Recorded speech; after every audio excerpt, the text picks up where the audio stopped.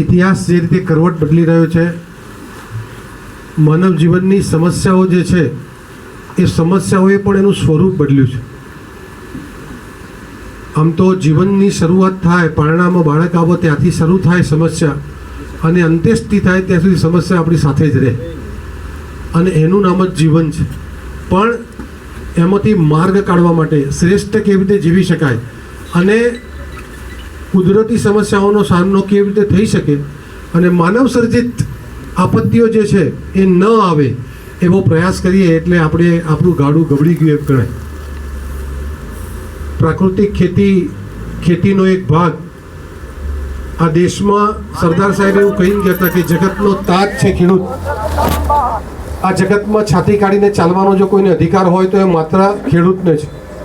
આ દેશના સંસાધનોનો સૌથી પહેલો જો કોઈના ઉપર અધિકાર હોય તો એ કૃષિકારનો છે.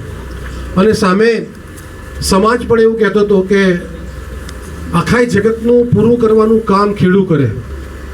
ખેડૂત એટલે પાટું મારીને પેદા કરનારો સમાજ, પ્રમાણિકતાથી કામ કરનારો સમાજ, મુશ્કેલીમાંથી માર્ગ કાઢનારો સમાજ. અને એના કરતાં એની મુઠ્ઠી ગમે તેવી મુશ્કેલી હોય પણ હંમેશા એનો હાથ છે ને એ આપવા માટે લાંબો થાય, લેવા માટે ક્યારેય લાંબો ના થાય એવો પ્રમાણિક સમાજ. અને જગતના તાતે પણ જ્યારે આ સૃષ્ટિનું સર્જન કર્યું અને જવાબદારી વહેંચી ત્યારે બહુ બધા લોકોને જુદા જુદા કામ આપ્યા હતા, પણ આ મોટા સમુદાયને આખા જગતનું પૂરું કરવાનું કામ સોંપ્યું. તમે જુઓ ખેડૂત એટલે કોણ, તો ગાયકવાડ સરકારે પણ જ્યારે વિઘોટી ઉઘરાવવાનું કામ નક્કી કર્યું ને ત્યારે એની પાસે બધા બહુ દીવાનો હતા, જૂના બહુ પ્રધાનો હતા, પણ જે કણબી હતા ખેડૂત હતા, ધરતીપુત્રો હતા ગામમાં જે આગેવાન, એ બધા લોકોને બોલાવીને એક એક ગામમાં વિઘોટી એને ઉઘરાવવાનું કામ સોંપ્યું હતું. કારણ કે એને ભરોસો હતો કે આ આના પૈસા સાથે ઉઘરાઈ લાવશે અને જે આવશે ને એ પૂરેપૂરું રાજ્યની તિજોરીમાં જમા કરાવશે.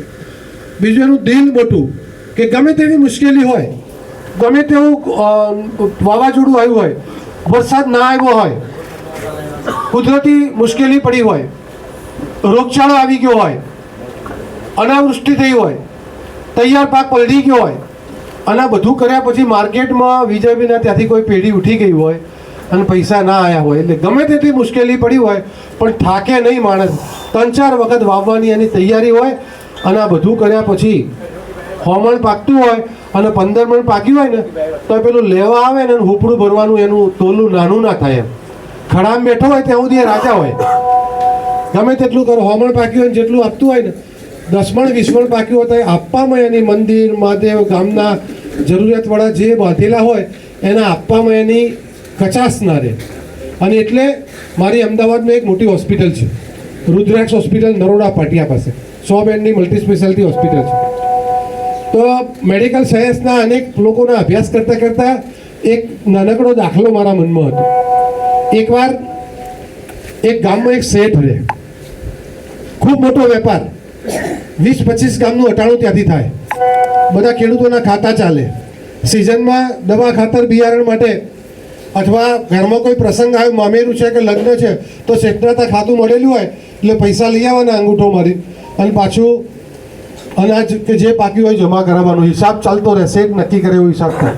બહુ મોટી પેઢી, ભગવાને ખૂબ આપેલું શેઠને, પણ માણસ ખૂબ કંજૂસ.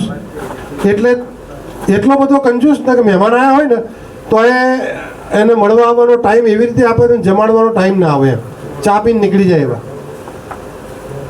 સિંગ ચણા ખાતો હોય કે કંઈ નાસ્તો કરતો હોય ને સામેથી ઘરે ગાવ તો ડ્રોવર બંધ કરી દે એમ કે ભાઈ ભાગ ના પડે ને. કોઈ મહેમાન કે સગાવાલા ઉછીના લેવા આવે તો કે વરસ તો આ વખતે બહુ કાઠું વરસ છે અને બહુ મુશ્કેલી છે, મારા લોન ભરવાની બાકી છે, કાંઈ થાય એવું નહીં એમ. એટલે કોઈ કાઢે એની ઘરવાળીને ઘર ખર્ચમાં જોતા હોય પૈસા એના કરતાં 40% પૈસા હાલે કે આટલામાં પૂરું કરો. એટલો કંજૂસ છે. શેઠાણીને ઘરવાળા પણ એ કંટાળી ગયેલા.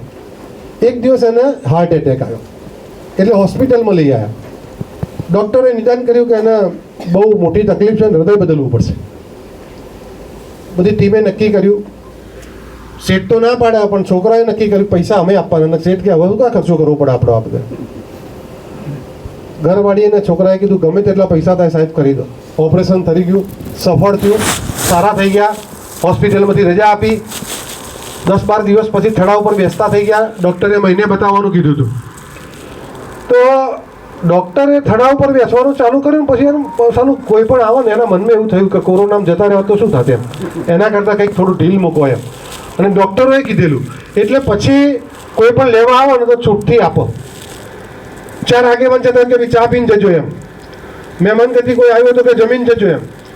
તો 15-20 ત્યાં પેલી શેઠાણી વિચાર કરે કે આના મગજમાં કેમ આટલું બધું પરિવર્તન આવી ગયું. એટલે મહિનો થયો ને ડૉક્ટરને બતાવવા ગયા. એટલે ડૉક્ટરને પૂછ્યું કે સાહેબ તમે આનું હૃદયનું ઓપરેશન કર્યું છે કે મગજનું કર્યું છે? હાવ બદલાઈ ગયું. એટલે ડૉક્ટરે બહુ સરસ જવાબ આપ્યો. અને આ બધા જ તાલુકાના સંયોજકો, જિલ્લાના સંયોજકો, ભાઈ ભરતભાઈ, ભાઈ રાજુભાઈ, ભાઈ વિજયભાઈ, આ બધા ખેતી માટે જે કામ કરે છે નિસ્વાર્થ, પોતાનું પેટ્રોલ બાળીને દોડાદોડી આખા જિલ્લામાં આખા તાલુકામાં કરવાની, પોતાના ઘરનો સમય બગડે, પોતાનું ખેતીનું કામ બગડે, પેટ્રોલના પૈસા થાય, અને જે નિસ્વાર્થ સેવા કરે છે ને એ બધાએ બાકીના લોકોએ સાંભળવાનું છે. રાજકોટ જિલ્લામાં પ્રાકૃતિક ખેતીનું કામ સુપર થાય એના માટે આ આત્મનિર્ભરના જેટલા કેસ છે ને બધાએ કેસ આત્મનિર્ભરના થઈ જાય ને આ પેન્ડલમાં બેઠેલા, અને બધા પોતે પ્રાકૃતિક ખેતીના એમ્બેસેડર બની જાય. એના માટે પેલા ડૉક્ટરનો જવાબ તમને કહું છું. ડૉક્ટરે શેઠાણીને એવું કીધું કે શેઠાણી કે સાહેબ આનું તમે મગજ બદલ્યું છે કે હૃદય બદલ્યું છે? તો કે ના, અમે તો હૃદય જ બદલ્યું છે. તો કે આટલો બધો ફેર કેમ થઈ ગયો? તો કે એને જે હૃદય નાખ્યું છે ને એ ખેડૂતનું હતું. એટલો બધો દિલદાર માણસનું, એટલા બધા ઉદાર માણસનું, એટલા બધા પ્રમાણિક માણસનું, એટલા પરિશ્રમી માણસનું હૃદય એને નાખ્યું છે ને, હવે તમારે જોવું નહીં પડે.